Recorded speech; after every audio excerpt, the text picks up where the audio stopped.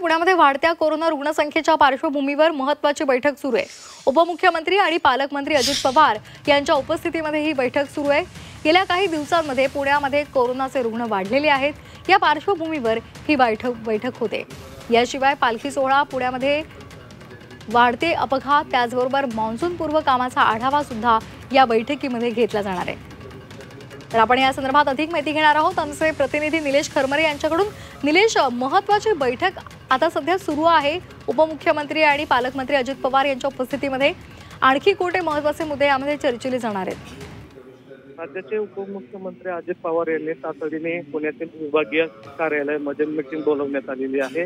या बैठकीमध्ये पिंपरी चिंचवड आणि पुण्याचे महत्त्वाचे जे अधिकारी येथे उपस्थित आहेत। या बैठकीमध्ये प्रामुख्याने पुण्यामध्ये आणि पिंपरी चिंचवड एकूणच राज्यामध्ये जे कोरोनाचे रुग्ण वाढत आहेत त्या पार्श्वभूमीवर ही बैठक बोलवण्यात आलेली आहे। तर पालखी सोहळा असेल तर पुण्यात वाढत असलेले अपघात या आणि होत असलेल्या पावसामुळे ट्रॅफिक जाम या गोष्टींवर या ठिकाणी महत्त्वाची बैठक जी आहे या ठिकाणी बोलवण्यात आलेली आहे। काही वेळापूर्वीच ही बैठक जी आहे ती सुरू झालेली आहे।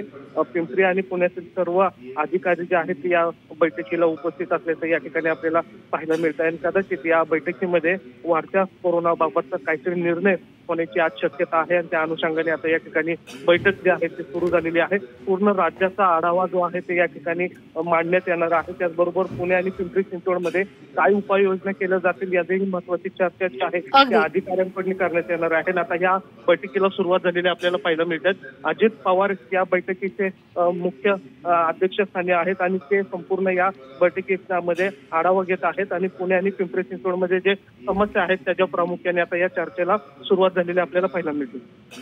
धन्यवाद निलेश, दिलेल्या सविस्तर माहितीसाठी।